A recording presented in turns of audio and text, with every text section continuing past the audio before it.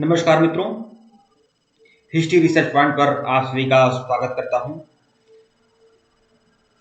BPSC PGT history का class चल रहा है और यह क्लास संख्या 9 है मित्रों, क्लास संख्या 9। ठीक है, लेक्चर संख्या 9 है। इसके पहले का वीडियो अगर आप लोगों ने नहीं देखा है तो प्लेलिस्ट में जाइएगा। बीपीएससी पीजीटी हिस्ट्री लेक्चर्स के नाम से प्लेलिस्ट बनी हुई है, जाकर देखिएगा। पूरा का पूरा जो क्लास है वह पूरी तरह से एनसीईआरटी बेस है। एनसीईआरटी बेस सारा का सारा क्लास मिल रहा है आप लोग को। ठीक है, जो भी लोग बीपीएससी पीजीटी हिस्ट्री के लिए, एसएसबी पीजीटी के लिए या TGT BPSC TGT PGT history के लिए जो भी लोग हमारे कोर्स को ज्वाइन करना चाहते हैं, जूनियर की तैयारी के लिए जो ज्वाइन करना चाहते हैं, पूरी समग्र तैयारी आप लोगों की हो जाएगी। 1499 रुपए की फीस है। 1499 रुपए में कंप्लीट तैयारी, कंप्लीट मटेरियल आप लोग को मिलेगा। ठीक है, कंप्लीट तैयारी, कंप्लीट मटेरियल 1499 रुपए में है। यह हमारा 1499 रुपए में है और यह हमारा ऑफिशियल व्हाट्सएप नंबर है, आप लोग दे सकते हैं। 8318397276 हमारा ऑफिशियल व्हाट्सएप नंबर है। यहाँ पर आप लोगों के लिए शो हो रहा है, यह हमारा ऑफिशियल व्हाट्सएप नंबर है। ठीक है, यह आप लोग देख लीजिए। यह जो है विश्व इतिहास के कुछ विषय कक्षा 11 का चैप्टर है, लेखन कला और शहरी जीवन, जो मेसोपोटामिया की सभ्यता को इंगित करता है। तो उस पर यह पूरा का पूरा यह आपका पीपीटी नोट्स है। जो हमारा कोर्स होगा उसमें आप लोगों को पीपीटी नोट्स भी दिया जाएगा, लेक्चर्स वीडियो दिए जाएंगे, लेक्चर्स वीडियो के नोट्स आपको दिए जाएंगे, वन लाइनर सीरीज दिया जाएगा, टेस्ट सीरीज दिया जाएगा। तो इतना सार्वभौमिक संपूर्ण तैयारी आप लोगों की हो जाएगी कि आप परीक्षा हाल में बेहतरीन प्रदर्शन करेंगे। तो केवल 1499 रुपए का कंप्लीट कोर्स है। जो भी लोग बीपीएससी टीजीटी के लिए, पीजीटी के लिए, टीजीटी पीजीटी हिस्ट्री के लिए, जूनियर की तैयारी के लिए जो भी लोग हमारे सीरीज को ज्वाइन करना चाहते हैं, हमारे क्लास को ज्वाइन करना चाहते हैं, हमारे कोर्स को ज्वाइन करना चाहते हैं, वो लोग हमारे ऑफिशियल व्हाट्सएप नंबर पर मैसेज कर सकते हैं। ऑफिशियल व्हाट्सएप नंबर डिस्क्रिप्शन में भी है। टेलीग्राम बिल्कुल ज्वाइन करेगा, हिस्ट्री रिसर्च पॉइंट का टेलीग्राम बनाया हुआ है। ठीक है, लेखन कला और शहरी जीवन, जिसको मेसोपोटामिया की सभ्यता कहते हैं, लेखन कला और शहरी जीवन। ठीक है, इसी नाम से मेसोपोटामिया की सभ्यता कक्षा 11 में पढ़ाई जाती है। तो आइए आज लेक्चर संख्या 9 देखेंगे और आप लोग देख सकते हैं यह आप लोग का यही आपका पीपीटी नोट्स है। पूरे के पूरे चैप्टर को मैं इसी पीपीटी नोट्स के माध्यम से आप लोगों को पढ़ाऊंगा और यह नोट्स इतना सारगर्भित है। आमतौर पर आप लोग यह जान लीजिए, जो एनसीईआरटी की पुस्तकें होती है ना, वो बहुत ही ज्यादा जटिल होती हैं, समझ के बाहर होती हैं। अगर आप नया पढ़ने जा रहे हैं तो आप लोगों को काफी कठिनाई का अनुभव करना पड़ सकता है। लेकिन एनसीईआरटी की पुस्तकों को बहुत सरल बनाने के लिए, उसको अच्छे तरह से समझाने के लिए हमने देखिए कितना बढ़िया पीपीटी नोट्स के माध्यम से इसे आप लोगों को इंगित कर दिया है, ताकि आप लोग अस्थायी रूप से आपके दिमाग में यह सब सारे फैक्ट आपके बन जाए। ठीक है, ये सब सारे फैक्ट के लिए मैं बहुत ही प्रयास किया हूं अच्छे तरीके से कि जैसे यह चीज आप लोगों के लिए आसान हो जाए। तो यह देख सकते हैं, यह 29 पेज का यह पीपीटी नोट्स है और इसमें आप लोग का पूरा मेसोपोटामिया की सभ्यता पूरा मेसोपोटामिया की सभ्यता इसी नोट्स में आपका हो जाता है। यह कुल मिलाकर 28 या 29 पेज का यह आपका पीडीएफ है, एक चैप्टर का पीडीएफ है। और यह बात आप जान लीजिए, इसके पहले भी जब मैंने मेसोपोटामिया की सभ्यता संबंधी जो भी लेक्चर्स दिए हुए थे टीआरई 1 में या टीआरई 2 में, तो वहां से काफी क्वेश्चन आए हुए थे। तो यही जादुई पीडीएफ है और इसी तरह के पीडीएफ हर चैप्टर के आप लोग को मिलते रहेंगे। ठीक है, आइए जहां से हम खत्म किए थे वहीं से शुरू करते हैं। ठीक है, मेसोपोटामिया के प्राचीनतम नगर, तो मेसोपोटामिया में 3 नगर महत्वपूर्ण हैं, 3 प्रसिद्ध नगर थे मेसोपोटामिया में। एक प्रसिद्ध नगर था आपका उरूक, फिर आपका उर और फिर मारी। ये 3 प्रमुख नगर मेसोपोटामिया में थे। ठीक है, उरूक, उर और मारी 3 प्रसिद्ध नगर मेसोपोटामिया की सभ्यता में पाए गए हैं। और यह जो मेसोपोटामिया में जो नगरों का विकास हुआ था वो 3000 बीसी में हुआ था। 3000 बीसी में मतलब ईसा मसीह के जन्म से भी 3000 वर्ष पहले, मतलब आज से 5000 वर्ष पहले मेसोपोटामिया में नगरों का विकास हुआ था। देखिए, सुदृढ़ नगर, सुनियोजित नगर, नियोजित शहर का जो विकास हुआ था वह सिंधु घाटी सभ्यता में हुआ था। लेकिन नगरों का जो प्रारंभिक विकास है वह मेसोपोटामिया की सभ्यता की देन है। तो 3 प्रसिद्ध नगरों का जो विकास हुआ था मेसोपोटामिया की सभ्यता में वह 3000 बीसी मतलब ईसा पूर्व। ठीक है, और 3 प्रसिद्ध नगर मेसोपोटामिया की सभ्यता में थे, एक उरू, फिर आपका उर और फिर आपका मारी। 3 प्रसिद्ध नगर थे। ठीक है। और यह आप लोग देख सकते हैं मेसोपोटामिया का यही नगर था जो आप लोग के सामने आप लोग को दिखाई दे रहा है। यह प्रसिद्ध नगर है, ठीक है, मेसोपोटामिया का उर। अब देखिए उर नगर के बारे में देखेंगे। मेसोपोटामिया का एक नगर था उर। देखिए उर जो मेसोपोटामिया का नगर था, यह महत्वपूर्ण नगर था, लेकिन यह आपका एक छोटा नगर था, ठीक है। यहाँ पर विकास बहुत ज्यादा देखने को नहीं मिला है उर नगर में। उर नगर में नगर नियोजन पद्धति का अभाव था। नगर नियोजन किसे बोलते हैं? तो नगरों की बनावट शैली, मतलब एक नगर की क्या विशेषता होती है। नगर में अच्छी सड़कें होती हैं, अच्छी इमारतें होती हैं, अच्छी जल निकास प्रणाली होती है, परिवहन का अच्छा सुलभ साधन होता है, ठीक है। तो उर नगर में नगर नियोजन पद्धति का अभाव था। कुल मिलाकर यहाँ पर डेवलपमेंट कम था उर नगर में, ठीक है। यहाँ पर जो गलियां थी वो टेढ़ी मेढ़ी और सकरी हुआ करती थी। उर नगर की बात हो रही है। जल निकास प्रणाली भी यहाँ पर अच्छी नहीं थी। कहाँ? उर नगर में जल निकास प्रणाली भी अच्छी नहीं थी, गलियां टेढ़ी मेढ़ी थी, सकरी थी, नगर नियोजन पद्धति का अभाव देखा गया था। घर बनाते समय नगर के लोग शकुन या अपशकुन का विचार करते थे। तो आज भी ऐसी कोई बात तो है नहीं। आज भी कोई घर बनाता है तो वास्तुशास्त्र के अनुसार बहुत सारे चीजों पर विचार करता है कि घर का दरवाजा कितना लंबा होना चाहिए, चौड़ा होना चाहिए, कहाँ सीढ़ी होनी चाहिए, कहाँ छत होना चाहिए, ठीक है, कहाँ रसोई होना चाहिए, कहाँ पूजा घर होना चाहिए। तो उसी हिसाब से जो उर नगर के लोग जो थे, नगर तो काफी पिछड़ा था, यहाँ पर सड़कें अच्छी नहीं थी, जल निकास प्रणाली अच्छी नहीं थी, नगर नियोजन पद्धति का अभाव था, लेकिन घर बनाते समय लोग शकुन या अपशकुन आदि का विचार करते थे, ठीक है। जैसे उर नगर के लोग यह मानते थे कि जो घर का जो दरवाजा है ना, घर की जो चौखट है वो घर से ऊंची होनी चाहिए। जो घर का चौखट है ना वो घर से क्या होना चाहिए? ऊंचा होना चाहिए। आज भी थोड़ा चौखट ऊंचा लोग रखना चाहते हैं, ठीक है। तो उर नगर के लोग यह मानते थे, तो शकुन और अपशकुन आदि चीजों का विचार करते थे, ठीक है। मारी नगर देखेंगे। मारी नगर क्या है? तो 2000 बीसी के बाद 2000 ईसा पूर्व के बाद फरात नदी के किनारे मारी नगर शाही राजधानी के रूप में फला फूला। मारी नगर जो है यह क्या था? शाही राजधानी था, शाही राजधानी था। इतना बढ़िया बेहतरीन नोट्स आप लोग को फिर कभी नहीं मिलेगा, इतना बढ़िया लेक्चर्स क्लास पूरे यूट्यूब पर आप लोग को नहीं मिलेगा जो हिस्ट्री रिसर्च पॉइंट आप लोग को दे दिया जा रहा है। तो इसीलिए आप लोग हमारे कोर्स को ज्वाइन कर सकते हैं और पूरा कोर्स ले सकते हैं। 1499 रुपए का यह कंप्लीट कोर्स है। इसमें आप लोग को टेस्ट सीरीज भी मिल जाएगी, पीपीटी नोट्स भी मिल जाएगा, वन लाइनर सीरीज भी मिल जाएगा। और मैं जैसे मैं यहाँ मेसोपोटामिया की सभ्यता का जो पीडीएफ आप लोग को दिखा रहा हूँ, पीपीटी नोट्स दिखा रहा हूँ, इसमें से जितना प्रश्न आएगा मैं पूरे तरह से बता सकता हूँ, गारंटी के साथ बता दूं कि जितना प्रश्न आएगा यह इसी सीरीज में से आएगा, इसी पीडीएफ में से आएगा, क्योंकि यह पूरा समग्र अवलोकन है पूरे चैप्टर्स का, ठीक है। 2000 बीसी के बाद फरात नदी के किनारे मारी नगर शाही राजधानी के रूप में फला फूला। मारी उर और मारी में मारी नगर एक प्रसिद्ध नगर था, ठीक है, और यह शाही राजधानी के रूप में फला फूला था। मारी नगर यह किस नदी के किनारे था? यह फरात नदी के किनारे था। यह व्यापारिक स्थल समृद्धि एवं खुशहाल था। यहाँ राजमहल मिला है, तो मारी नगर में क्या मिला है? राजमहल मिला है। राजमहल के साक्ष्य मारी नगर में मिले हैं। यहाँ पर मंदिर के भी साक्ष्य मिले हैं। देखिए कई सारे फैक्ट, कई सारे चीजें ध्यान रखिएगा। मारी वह नगर था जहां मंदिर मिला है, मारी वह नगर था जहां राजमहल के साक्ष्य मिले हैं, और मारी वह नगर था जो शाही राजधानी थी, जो राज्य की राजधानी थी, और मारी वह नगर था जो फरात नदी के किनारे था, ठीक है। और यह आप लोग देख सकते हैं मारी नगर की जो अवशेष हैं वह भी मैं आप लोग के सामने लाया हूं। यह आपका मारी नगर है, यह मारी नगर है जो विखंडित अवस्था में है, देख सकते हैं, यही मारी नगर है, ठीक है। 2000 बीसी मतलब आज से 4000 वर्ष पहले मारी नगर की यह स्थिति थी, ठीक है। यह देख सकते हैं मारी नगर,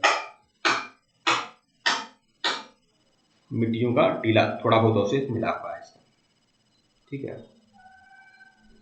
लेखन कला। लेखन कला जैसा कि आप लोग जानते हैं मेसोपोटामिया की सभ्यता में लिखने की कला का लेखन कला का विकास हुआ था। नगरों का भी विकास हुआ था और लेखन कला का भी विकास हुआ था। लोग लिखना जानते थे, पढ़ना जानते थे, लिखते थे, बहुत सारी लिपियां प्रचलन में आ गई थी। लेकिन मेसोपोटामिया में लिखने की क्या बात था? तो मेसोपोटामिया में पहले मिट्टी की पट्टिका पाई गई है। मेसोपोटामिया में जो मिट्टी की पट्टिका क्या है? अब ये देखिए, यह मिट्टी की पट्टिका है। अरे यार गीली मिट्टी है, आटे की तरह गूंथ लिया मिट्टी को और उसके बाद उसका चादर बना दिया, उसका मोटा परत बना दिया, पट्टी बना दिया उसका। तो यही है, यह जो है यह मिट्टी पाथ लिया गया है। जैसे जैसे ईंटा पाथा जाता है ना, वैसे ही मिट्टी पाथ लिया गया है, गीली मिट्टी, और गीली मिट्टी पर सरकंडे से लिखा जाता था। ये सही कई सारे सैकड़ों चिन्ह, सैकड़ों डिजाइनिंग होती थी इसमें, ठीक है। ये समझिए अक्षर था, मेसोपोटामिया में प्रचलित यह अक्षर था, और गीली मिट्टी पर सरकंडे से लिख दिया जाता था, और फिर उसके बाद धूप में सुखा लिया जाता था, या आग के भट्ठे में पका लिया जाता था। आग के भट्ठे में क्या कर लिया जाता था? पका लिया जाता था। पका लिया जाता था तो पक्की हो जाता था, पक्का हो जाता था, तो उस पर जो चिन्ह होते थे वो उभर कर सामने आते थे, वो और वह स्थायी रहते थे, ठीक है। गीली मिट्टी पर लिखा जाता था और फिर उसे आग में पका लिया जाता था, भट्टे पर पका लिया जाता था, ठीक है। भट्टे के प्रमाण भी आपके मिले हैं यहाँ पर, ठीक है। ये देख सकते हैं, ये आपका मिट्टी की पट्टिका है, इसे ही मिट्टी की पट्टिका बोलते हैं। मिट्टी की पट्टिकाएं सैकड़ों हजारों की संख्या में मिट्टी की पट्टिकाएं पाई गई हैं। कहाँ? मेसोपोटामिया की सभ्यता में। तो इसे ही हम यहाँ पर बताते हैं कि लेखन कला। तो मेसोपोटामिया में जो मिट्टी की पट्टिकाएं पाई गई हैं वे लगभग 3200 बीसी की हैं, मतलब 8 से 3200 बीसी में 3200 ईसा पूर्व, ठीक है। इस पर सरकंडे की तीखी नोक से किलाकार लिपि द्वारा लिखा गया है। अब देखिए यहाँ पर ये देख लीजिए, ये मिट्टी की पट्टिकाओं पर लिखा जाता था, गीली मिट्टी की पट्टिकाओं पर लिखा जाता था, फिर उसे धूप में सुखाया जाता था या आग में पका लिया जाता था। ये जो गीली मिट्टी की पट्टिका है वो 3200 बीसी की है। इस पर जो लिखा जाता था वो सरकंडे की तीखी नोक से लिखा जाता था। आज भी पुराने समय में, अब अभी ज्यादा नहीं, लगभग 10-15 वर्ष पहले अगर आप गांव में किसी व्यक्ति से बात करेंगे तो वो बताएगा कि प्राइमरी स्कूल में सरकंडे की नोक से लिखा जाता था, ठीक है, दुधिया से, ठीक है, 15-20 साल पहले। तो देखिए सरकंडे की तीखी नोक से किलाकार लिपि द्वारा लिखा जाता था। अब देखिए यह जो लिपि है, यह लिपि का नाम क्या है? किलाकार लिपि। आगे मैं बताऊंगा इसको। ये जो लिपि है ये कौन सी लिपि है? किलाकार लिपि, ठीक है। किलाकार लिपि डाट डाट करके लिखा जाता था, ठीक है। लेखन कला की विशेषताएं। अब देखिए लेखन कला की विशेषता क्या थी? अब लेखन कला की विशेषता क्या है? ध्वनि के लिए किला अक्षर लिपि का प्रयोग किया जाता था। ध्वनि के लिए किला अक्षर चिन्ह का प्रयोग किया जाता था, और यह अकेला व्यंजन या अकेला स्वर नहीं होता था, ठीक है। अकेला स्वर या अकेला व्यंजन नहीं होता था, मतलब एक अक्षर लिखना हो, कोई एक स्वर लिखना हो, ठीक है, तो वह कई सारे चिन्हों का प्रयोग करके लिखा जाता था। अलग अलग ध्वनि के लिए अलग अलग चिन्ह होते थे, जिसके कारण लिपिक को सैकड़ों चिन्ह सीखने होते थे। जैसे ये देख लीजिए, लिपिक है जो लिख रहा है, ठीक है, लिपिक लिख रहा है, तो दरअसल क्या होता था कि अगर कोई एक चीज अक्षर लिखना होता था, एक चिन्ह बनाना होता था, तो सैकड़ों चिन्ह सीखने होते थे, ठीक है। सूखने से पहले उसे गीली मिट्टी पर लिखना होता था, तो गीली मिट्टी पर लिखा जाता था, और उसके बाद उसे धूप में या आग में पका लिया जाता था, फिर वह अस्थायी होता था, ठीक है। लिखने वाले कुशल व्यक्ति की आवश्यकता होती थी। जो लिखने वाले लोग थे वह कुशल व्यक्ति थे भाई, दक्ष लोग थे, तभी वह लिखते थे, ठीक है। इसके पहले की सीरीज अगर आप लोगों ने नहीं देखा है, प्लेलिस्ट में जाइएगा, बीपीएससी पीजीटी हिस्ट्री लेक्चर्स के नाम से प्लेलिस्ट बनी हुई है, जाकर देखिएगा। और हमारे ऑफिशियल व्हाट्सएप नंबर पर आप लोग मैसेज कर सकते हैं, जिन लोगों को भी ज्वाइन करना है आप मैसेज कर सकते हैं, ठीक है। अब देखिए मैंने वही बताया कि अब देखिए प्रश्न यह भी आ जाता है कि मेसोपोटामिया की सभ्यता में जो लिपि प्रचलन में थी वह कैसी थी? अच्छा, सिंधु घाटी सभ्यता में कैसी लिपि थी बताइए? सिंधु घाटी सभ्यता में जो लिपि थी उसका नाम क्या है? कमेंट में आप लोग कमेंट बॉक्स में कमेंट करिएगा। सिंधु घाटी सभ्यता में जो लिपि थी उसका नाम क्या है, ठीक है। अब मेसोपोटामिया की जो सभ्यता में जो लिपि थी उसका नाम क्या है? तो उसे क्या बोलते हैं? किलाक्षर लिपि बोलते हैं। किला अक्षर लिपि बोलते हैं क्योंकि dot dot dot dot dot dot करके लिखा जाता था, किलाक्षर लिपि था, ठीक है, ठीक है। अब किलाक्षर लिपि को अगर अंग्रेजी में बोला जाए क्या है? क्यूनिफॉर्म लिपि है। क्यूनिफॉर्म अंग्रेजी और हिंदी में किलाक्षर लिपि, मतलब डाट डाट करके लिखा जाता था, ठीक है। अब देखिए क्यूनिफॉर्म जो है यह क्या है? ये लैटिन शब्द, ये लातिनी शब्द यानी लैटिन शब्द क्यूनियस से बना है, क्यूनियस से बना है। लैटिन शब्द क्यूनियस से बना है, क्यूनिफॉर्म, जिसका हिंदी रूपांतरण क्या है? किलाक्षर लिपि है, ठीक है। क्यूनियस का मतलब क्या होता है? क्यूनियस का मतलब होता है आकार, ठीक है। तो यह जान लीजिए, यह किलाक्षर लिपि में लिखा जाता था, जिसे क्यूनिफॉर्म बोलते हैं। लैटिन शब्द है यह क्यूनिफॉर्म, जिसका मतलब होता है आकार। क्यूनियस बना है जिसका मतलब होता है आकार, ठीक है। और मेसोपोटामिया में इसी लिपि में लिखा जाता था। बहुत ज्यादा इंपॉर्टेंट फैक्ट है, एक ही प्रश्न समझिए है, इंपॉर्टेंट है, ठीक है, आ सकता है। कई सारे प्रश्न यहाँ से आ सकते हैं कि जैसे कि मेसोपोटामिया की जो लिपि थी क्या है? तो किलाक्षर लिपि है, अंग्रेजी में आएगा क्यूनिफॉर्म लिपि है। ये किस भाषा की है? तो यह लैटिन भाषा की है, और यह इसका मतलब क्या होता है? क्यूनियस, जिसका मतलब होता है आकार, ठीक है। और यह लिपि तो मैं आपको दिखाया हूँ, यह यही है लिपि, ये जो लिखी गई है ये सब किलाक्षर लिपि है, पुनियस लिपि है। काल गणना, मेसोपोटामिया की सभ्यता के लोग इतने महान थे, इतने ज्यादा परिपक्व थे, इतने ज्यादा वह क्या बोलते हैं वैज्ञानिक सोच वाले थे कि आपको पता है जो काल गणना है ना, ये मेसोपोटामिया की सभ्यता की देन है। अब समझ लीजिए उस समय में, अब देखिए यह बहुत बड़ा दुर्भाग्य काल की बात है कि मेसोपोटामिया की सभ्यता कहां पर थी। मेसोपोटामिया की सभ्यता कहां थी? मेसोपोटामिया की सभ्यता इराक गणराज्य का हिस्सा था, इराक में था मेसोपोटामिया की सभ्यता। आज जहां इराक है ना, जहां जिहादी बनकर लोग घुमा करते हैं, वहीं पर मेसोपोटामिया की सभ्यता थी। अब बताइए मेसोपोटामिया की सभ्यता, जिस जहां के लोग, जिस मिट्टी के लोग आज से 3000 वर्ष पहले, 4000 वर्ष पहले इतने महान थे, इतना ज्योतिष कला और गणित के इतने बड़े जानकार थे, आज वह पूरी तरह से अपनी कला संस्कृति, अपने कला संस्कृति और विज्ञान को मेसोपोटामिया के लोग भूल गए हैं। मतलब इराक के लोग भूल गए हैं अपने पूर्वजों के उस ज्ञान को, ठीक है, सिर्फ जिहाद के चक्कर में, फिर सिर्फ मतलब एक काल्पनिक दुनिया के चक्कर में, एक काल्पनिक रूहानी जिंदगी के चक्कर में, आसमानी क्या कहा जाए उसके चक्कर में वह लोग अपने पूर्वजों के महान ज्ञान को, महान संस्कृति को, महान विज्ञान को भूल चुके हैं। यह देखिए मेसोपोटामिया की सभ्यता के लोग इतने महान थे कि एक दिन को 24 घंटे में विभाजित किए थे, ठीक है, एक दिन को 24 घंटे में विभाजित किए थे, एक महीने को 4 हफ्तों में विभाजित किए थे, एक वर्ष को 12 महीनों में विभाजित करके वह काल गणना करने में दक्ष थे, वह गुणा करना जानते थे, भाग करना जानते थे, चक्रवृद्धि ब्याज करना जानते थे। बताइए इतने महान वह लोग थे। और आज वह लोग किसके चक्कर में पड़े हैं? मक्का और मदीना के चक्कर में पड़े हैं।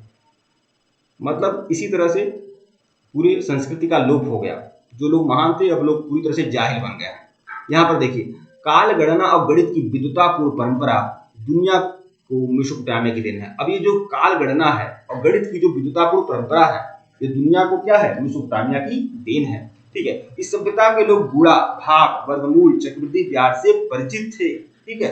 काल गणना के लिए यहाँ के लोगों ने एक वर्ष का 12 महीनों में, ठीक है, एक महीने का 4 सप्ताह में, एक दिन का 24 घंटे में और एक घंटे का 60 मिनट में विभाजन किया था। वो भी कब? आज से 4000 से 5000 वर्ष पहले, ठीक है।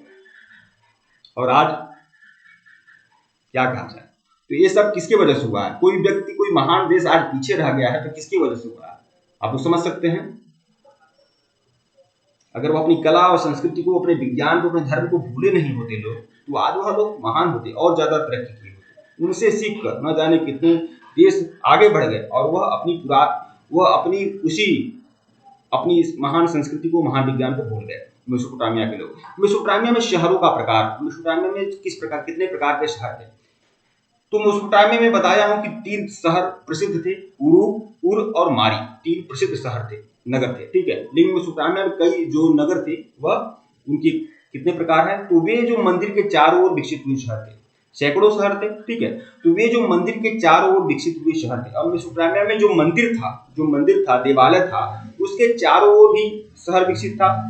पहले इस कैटेगरी के शहर हो गए। अरे आज भी यार, अगर कोई जान लीजिए कोई धार्मिक स्थान होता है, कोई भी धार्मिक स्थान है, तो उसके आसपास शहरीकरण हो जाता है ना, नगरीकरण हो जाता है, क्योंकि लोग आने जाने लगते हैं, लोग चढ़ावा चढ़ाने लगते हैं, श्रद्धालु जाने लगते हैं, भीड़ लग जाता है, वह अर्थव्यवस्था का केंद्र बन जाता है। इसलिए मंदिर के चारों ओर भी शहर विकसित होते थे, ठीक है। तो मेसोपोटामिया में शहरों के 3 प्रकार थे। वे जो मंदिर के चारों ओर विकसित हुए शहर थे, ठीक है, पहला।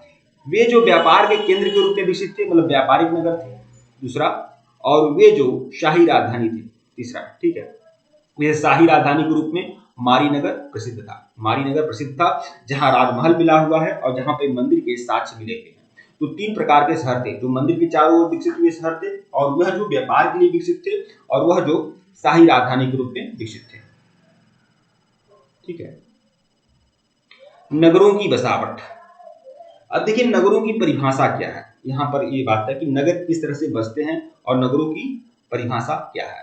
तो देखिए शहर और नगर बड़ी संख्या में लोगों के रहने के ही स्थान नहीं होते हैं। शहर और नगर जो होते हैं बड़ी संख्या में लोगों के रहने के ही स्थान नहीं होते हैं। जब किसी अर्थव्यवस्था में खाद्य उत्पादन की अतिरिक्त अन्य आर्थिक गतिविधियां विकसित होने लगती हैं, तब किसी एक स्थान पर जनसंख्या का घनत्व बढ़ जाता है। ये आप जान देखिए, शहर की परिभाषा क्या होती है, नगर की परिभाषा क्या होती है। नगर की परिभाषा यह होती है कि 75% से अधिक आबादी यदि गैर कृषि कार्य में संलग्न है, कोई भी क्षेत्र हो, कोई भी क्षेत्र हो, अगर वहां 75% से अधिक आबादी गैर कृषि कार्यों में संलग्न है तो उसे शहर बोला जा सकता है।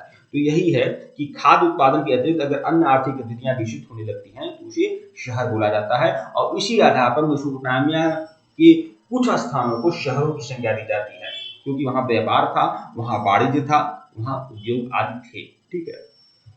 शहरी अर्थव्यवस्था में खाद्य उत्पादन के अलावा व्यापार, उत्पादन और तरह तरह की सेवाओं की भी भूमिका होती है। मतलब खाद्य उत्पादन के अलावा व्यापार और तरह तरह की सेवाएं भी होती हैं। ठीक है। नगर के लोग आत्मनिर्भर नहीं होते हैं, उन्हें नगर या गांव के अन्य लोगों द्वारा उत्पन्न वस्तुओं पर निर्भर होना होता है। तो देखिए, गांव में क्या होता है, लोग आत्मनिर्भर होते हैं। ठीक है, आत्मनिर्भर होते हैं, बहुत सारा संसाधनों का प्रयोग वह स्वयं कर लेते हैं। ठीक है। लेकिन जो नगर के लोग होते हैं उन्हें बहुत सारी चीजों के लिए, जैसे मान लीजिए कोई अगर उद्योग धंधा भी विकसित करना है तो कच्चे मटेरियल के लिए, कच्ची सामग्री के लिए उन्हें गांव के लोगों पर निर्भर होना पड़ता है। खाद्य सामग्री के लिए भी गांव के लोगों पर निर्भर होना पड़ता है। तो एक तरह से नगर की बनावट क्या होती है, नगर की बसावट क्या होती है, नगर की परिभाषा क्या होती है, वह इस कॉलम में ये सब चीजें मैंने बताई है आप लोगों को। ठीक है। शहरी जीवन की विशेषताएं। शहरी जीवन की विशेषता क्या होती है? शहरी जीवन में श्रम विभाजन होता है। शहरी जीवन में क्या होता है? श्रम विभाजन होता है। आप जानते हैं कोई भी शहर होता है तो अलग अलग तरह की दुकानें होती हैं, सबके अलग अलग काम होते हैं, हर कोई अलग अलग फील्ड से काम करता है। ठीक है। तब तो जीडीपी बढ़ती है, तब तो उस नगर का विकास होता है, डेवलपमेंट होता है। तो शहरी जीवन में क्या होता है? श्रम विभाजन होता है, मतलब हर व्यक्ति अलग अलग कार्यों में निपुण होता है और अलग अलग कार्यों में संलग्न होता है। ठीक है। और यहाँ क्या बोलते हैं, गांव में क्या होता है कि एक ही कार्य में गांव के मतलब कि परिवार के सभी लोग लगे हैं। ठीक है। अब इसीलिए जैसे कृषि कार्य में प्रचंड बेरोजगारी पाई जाती है, मतलब अस्पष्ट बेरोजगारी, क्योंकि मतलब जो काम 2 लोग कर सकते हैं उसके बाद भी परिवार के 10 लोग उसी कार्य में लगे रहते हैं। जबकि शहरी जीवन में क्या होता है? श्रम विभाजन की स्थिति पाई जाती है। विभिन्न कार्यों से जुड़े लोग आपस में लेन देन के माध्यम से जुड़े रहते हैं और शहर भी विनिर्माता के लिए ईंधन, धातु और विभिन्न प्रकार के पत्थर, लकड़ी आदि जरूरी चीजें भिन्न भिन्न जगहों से मंगाता है। ठीक है। और शहरी जीवन की विशेषताएं बताई गई हैं यहाँ पर। मेसोपोटामिया के शहरों में माल की आवाजाही। अब मेसोपोटामिया के जो शहर थे, जो नगर थे, वहां पर माल की आवाजाही कैसे होती थी, जो भी वस्तु में निर्मित होती थी, वह कैसे आयात और निर्यात होता था। तो देखिए, मेसोपोटामिया में खाद्य संसाधन चाहे कितना समृद्ध हो। अब देखिए, मेसोपोटामिया के बारे में हमने पिछले लेक्चर्स में हमने यह बातें बताई थी कि मेसोपोटामिया की जो सभ्यता थी वहां पर खाद्य संसाधन की प्रचुरता थी। खाद्य संसाधन था, गेहूं, जौ, मटर, तिल, सरसों आदि का पैदावार होता था। खाद्य संसाधन में मेसोपोटामिया की सभ्यता समृद्ध थी, लेकिन खनिज संसाधनों का अभाव था। खनिज संसाधन नहीं थे मेसोपोटामिया के पास, इसीलिए खनिज संसाधनों को का आयात करने के लिए उसे खाड़ी देशों पर या तुर्की आदि देशों पर निर्भर रहना पड़ता था। तुर्की पर निर्भर रहना पड़ता था, खाड़ी देशों पर निर्भर रहना पड़ता था, ईरान पर निर्भर रहना पड़ता था। मतलब दूसरे देशों से आयात करवाया जाता था खनिज संसाधन। और यह खाद्य संसाधन में मेसोपोटामिया की सभ्यता के लोग क्या थे? आत्मनिर्भर थे, लेकिन खनिज संसाधनों का अभाव मेसोपोटामिया की सभ्यता में देखा गया है। ठीक है। दक्षिण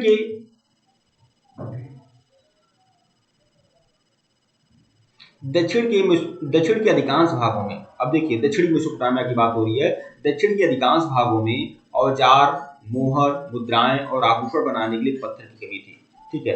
तो पत्थर की भी कमी थी मेसोपोटामिया की सभ्यता में, खनिज संसाधनों की भी कमी थी। ठीक है। लेकिन अब बताइए, आभूषण कैसे बनाते थे, मोहर कैसे बनाते थे, मुद्राएं कैसे बनाते थे? क्योंकि इन सब चीजों को बनाने के लिए तो भाई आभूषण की आवश्यकता होगी, इन सब चीजों को बनाने के लिए खनिज संसाधनों की आवश्यकता तो होगी। तो खनिज संसाधनों का यह आयात करते थे तुर्की से, ईरान से। ठीक है। और खाड़ी देशों से। ठीक है। इराकी खजूर और पॉपुलर के पेड़ों की लकड़ी गाड़ियां और गाड़ियों के पहिए या नाव बनाने के लिए कोई खास अच्छी नहीं थी। ठीक है। अब देखिए, अगर मेसोपोटामिया की सभ्यता में व्यापार होता था, फरात नदी के रास्ते व्यापार होता था। तो वहां पर नाव बनाने की आवश्यकता थी ना, नाव बनाने के लिए आवश्यकता थी। और वहां मेसोपोटामिया की सभ्यता में, अब बताइए, केवल मेसोपोटामिया में क्या होता था, खजूर, खजूर के पेड़ उगते थे। अब खजूर के पेड़ से तो नाव बनाई नहीं जाएगी, उसकी लकड़ी से। पॉपुलर के पेड़ उगते थे, बहुत हल्की लकड़ी होती है पॉपुलर की, उससे भी नाव नहीं बनाई जा सकती है। तो नाव बनाने के लिए भी, लकड़ी के लिए भी वो क्या करते थे, वह बाकी देशों पर निर्भर रहा करते थे। लकड़ी के लिए, पत्थर के लिए, धातु के लिए वह दूसरे देशों पर निर्भर रहा करते थे। ठीक है। औजार, पत्र एवं गहने बनाने के लिए कोई धातु उपलब्ध नहीं था, तो इसके लिए भी कोई धातु उपलब्ध नहीं था। औजार बनाने के लिए, गहने बनाने के लिए, ठीक है, तो इसके लिए भी वह, मतलब कि पत्थर के लिए, धातु के लिए, ठीक है, और लकड़ी आदि के लिए वह दूसरे देशों पर निर्भर रहते थे। मेसोपोटामिया के लोग लकड़ी, तांबा, रांगा, चांदी, सोना और सीपी, विभिन्न प्रकार के पत्थरों को, अब देखिए कहाँ कहाँ से मंगा रहे हैं। अब खनिज संसाधन तो था ही नहीं, लकड़ी भी नहीं था उनके पास शुद्ध, कि वह क्या बोलते हैं, वह नाव बना सके। ठीक है, नाव बना सके या कोई भी चीज बना सके लकड़ी की। ठीक है, तो वह कहाँ कहाँ से आयात करवाते थे, तुर्की से और ईरान से और खाड़ी देशों से यह चीजें मंगवाते थे। ठीक है, कपड़ा और कृषि उत्पादन का, और क्या निर्यात करते थे, उनको क्या देते थे, उनको देते थे कपड़ा और कृषि उत्पादन, मतलब गेहूं, जौ, धान, मटर, तिल, सरसों, जो भी उनका कृषि उत्पाद होता था वह देते थे। और उसके बदले क्या लेते थे, उसके बदले वह धातु लेते थे। यही प्रश्न तो आया है बीपीएससी पीजीटी में, आया हुआ था, बीपीएससी पीजीटी में यही प्रश्न आया हुआ था साफ साफ। ठीक है, कि खाद्य संसाधनों के बदले मेसोपोटामिया की सभ्यता के लोग क्या देते थे, किस चीज का निर्यात करते थे, तो वह नहीं, खाद्य संसाधन तो का निर्यात करते थे, किस चीज का आयात करते थे, तो धातु का आयात करते थे। और धातु का आयात किस लिए करते थे, औजार बनाने के लिए, औजार बनाने के लिए। औजार किस चीज का होता था मेसोपोटामिया की सभ्यता का, वह कांसा का औजार होता था। ठीक है, तो यह सीधे सीधे यह प्रश्न आया हुआ था। अब परिवहन प्रणाली देख लें कि मेसोपोटामिया की सभ्यता में जो व्यापार होता था कैसे होता था। अच्छा ये बताइए, एक प्रश्न आप लोग बताइए, चलिए दूसरा प्रश्न भी आप लोग कमेंट बॉक्स में कमेंट करिएगा। आज हमारे देश में सबसे ज्यादा व्यापार किस मार्ग से होता है, जल मार्ग के द्वारा, वायु मार्ग के द्वारा या स्थल मार्ग के द्वारा, बताएं, जरूर बताइएगा आप लोग। सबसे ज्यादा व्यापार किस मार्ग के द्वारा होता है, जल मार्ग, स्थल मार्ग और वायु मार्ग। और यह भी बताइएगा, जल मार्ग, स्थल मार्ग और वायु मार्ग में सबसे अच्छा परिवहन, सबसे अच्छा और सस्ता परिवहन कौन सा है, बताइएगा। अब देखिए मेसोपोटामिया की सभ्यता में परिवहन प्रणाली कैसी थी, तो देखिए परिवहन का सबसे सस्ता और आसान साधन जल मार्ग था। और देखिए परिवहन का सबसे सस्ता और आसान साधन क्या है, जलमार्ग है। जलमार्ग इसीलिए आसान साधन है, और देखिए इस समय भी जलमार्ग ही परिवहन का सबसे अच्छा साधन जलमार्ग ही है। क्योंकि भाई जलमार्ग में क्या होता है कि यहाँ पर आप ज्यादा से ज्यादा सामग्री लाद सकते हैं। ठीक है, अधिक माल लाद सकते हैं, जहाजों पर, पानी वाले जहाज पर अधिक माल लादा जा सकता है। फिर यह कम खर्चीला होता है। ठीक है, भारत में जो भी आयात और निर्यात होता है तो जलमार्ग के द्वारा ही होता है ना, क्योंकि माल भी ज्यादा आप लाद सकते हैं और खर्चीला भी कम होता है। ठीक है, फरात नदी, देखिए परिवहन का सबसे अच्छा और आसान साधन क्या था उस समय मेसोपोटामिया की सभ्यता में, जलमार्ग था। और जलमार्ग के लिए फरात नदी जलमार्ग के लिए विश्व प्रसिद्ध थी। फरात नदी जलमार्ग के लिए विश्व प्रसिद्ध थी। अब देखिए यही फरात नदी है, ये जो बह रही है ना फरात नदी, यही आपका फरात नदी है, ये आप लोग देख सकते हैं। फरात नदी यही है जहां से मेसोपोटामिया की सभ्यता के लोग आयात और निर्यात करते थे। ये देखिए यहाँ मैं आप लोग को मैप में ये चीजें दिखा दे रहा हूँ। आप लोग टेलीग्राम बिल्कुल ज्वाइन करिएगा, लिंक डिस्क्रिप्शन में दिया गया है, सभी लोग टेलीग्राम ज्वाइन कर लें। इसके पहले का वीडियो नहीं देखे हैं तो प्लेलिस्ट में जाइएगा। बीपीएससी पीजीटी हिस्ट्री लेक्चर्स के नाम से प्लेलिस्ट बनी हुई है, जाइएगा देखिएगा। और हमारे सीरीज को आप ज्वाइन कर सकते हैं, केवल 1499 रुपए की सीरीज है। 1499 रुपए में कंप्लीट कोर्स है बीपीएससी पीजीटी का, पूरा कक्षा 6 से लेकर 12 तक की पूरी एनसीईआरटी का हैंडरिटन नोट्स भी दूंगा आपको, और फिर पीपीटी नोट्स दूंगा। जिस तरह से पीपीटी नोट्स है ये, उसी तरह से पीपीटी नोट्स भी मिलेगा आपको, लेक्चर्स वीडियो मिलेंगे, टेस्ट सीरीज मिलेंगे। और टेस्ट सीरीज भी आपका कम से कम 2500 से 3000 क्वेश्चन की सारगर्भित रामबाण टेस्ट सीरीज रहेगी। तो जो भी लोग हमारे सीरीज को ज्वाइन करना चाहते हैं, हमारे ऑफिशियल व्हाट्सएप नंबर मैसेज कर लीजिएगा। ऑफिशियल व्हाट्सएप नंबर बता दे रहा हूँ, 8318397276। टेलीग्राम बिल्कुल ज्वाइन करिएगा। अब आइए मैं बता दूं, यह जो है यह आपका फरात नदी है। यहाँ पर मैप के माध्यम से आप लोग देख लीजिए, जैसे यह आपका मेसोपोटामिया की सभ्यता का नक्शा दिया हुआ है। यहाँ पर कलर मैं चेंज कर लूँ थोड़ा, देखिए ये आपका फरात नदी बह रहा है, ये दजला और फरात, ये दजला नदी है और ये फरात नदी है, ऐसे ऐसे बह रहा है, मतलब उत्तरी पहाड़ से निकलता हुआ ये आपका आता है ऐसे ऐसे, ठीक है, उत्तरी पहाड़ से यह जो ब्लू कलर का है यही आपका फरात नदी है, ऐसे बहकर आता है, ठीक है, उत्तर से दक्षिण, ये भी आपका उत्तर से दक्षिण बहते हुए दजला नदी आती है, ऐसे ऐसे आती है। लेकिन जब वह उत्तर से दक्षिण की तरफ फरात नदी बहकर आती है तो दक्षिणी भाग जो है वह रेगिस्तानी है, यहाँ पर आने पर यह कई वितरिकाओं में बढ़ जाती है, कई छोटी छोटी वितरिका में बढ़ जाती है, मतलब नहरों का निर्माण कर देती है, इसीलिए दक्षिणी भाग जो है यह आपका उपजाऊ हो जाता है, उपजाऊ हो जाता है, मतलब जब उपजाऊ क्षेत्र हो जाता है, दक्षिणी भाग क्या है, उपजाऊ क्षेत्र है, यहाँ पर कृषि कार्य आदि होते हैं, क्योंकि यहाँ पर जो नदियां दजला और फरात नदियां आती हैं वह मतलब कि रेगिस्तानी भाग में कई सारी छोटी छोटी वितरिका में बढ़ जाती है, छोटी छोटी धाराओं में बढ़ जाती हैं और एक तरह से नहरों का निर्माण कर देती हैं, ठीक है, नहरों का निर्माण कर देती हैं, ठीक है। तो यही है आपका ये दजला नदी और फरात नदी, और इसीलिए यह जो क्षेत्र है ना ये आपका कृषि प्रधान है। यह देखिए यह जो क्षेत्र है दक्षिणी मेसोपोटामिया वाला जो क्षेत्र है, बताया भी हूँ आप लोग को, यह आपका शहरी क्षेत्र है और यही आपका रेगिस्तानी क्षेत्र है, रेगिस्तानी क्षेत्र है, आगे बताऊंगा आप लोग को, या बताया हूँ इसके पहले मैं बताया हूँ, ठीक है, इसी में आप लोग को बताया हूँ पिछले वीडियो में। यह रेगिस्तानी क्षेत्र है, ये दक्षिणी भाग, ठीक है, और यही आपका शहरीकृत क्षेत्र है, ठीक है, और यही कृषि प्रधान क्षेत्र है दक्षिणी मेसोपोटामिया, ठीक है मित्रों। वीडियो को लाइक और चैनल को सब्सक्राइब करेगा, टेलीग्राम को बिल्कुल ज्वाइन करेगा, लिंक डिस्क्रिप्शन में दिया गया है, अगर इसके पहले का वीडियो नहीं देखे हैं तो प्लेलिस्ट में जाइएगा, बीपीएससी पीजीटी हिस्ट्री लेक्चर्स के नाम से प्लेलिस्ट बनी हुई है, जाइएगा देखिएगा, ठीक है। यही आप लोग देख सकते हैं, ये दजला नदी और यह आपका फरात नदी, ठीक है, ठीक है मित्रों, धन्यवाद आप लोग को।